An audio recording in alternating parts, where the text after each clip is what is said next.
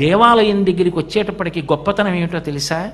మీరు తెలిసి చేసినా తెలియక చేసినా మీరు రోజు దేవాలయం లోపలికి వస్తూ ఉండడంలో మీకు తెలియకుండానే మీ జీవితంలో మీరు తరించడం కూడా అందులో ఇమిడిపోతుంది.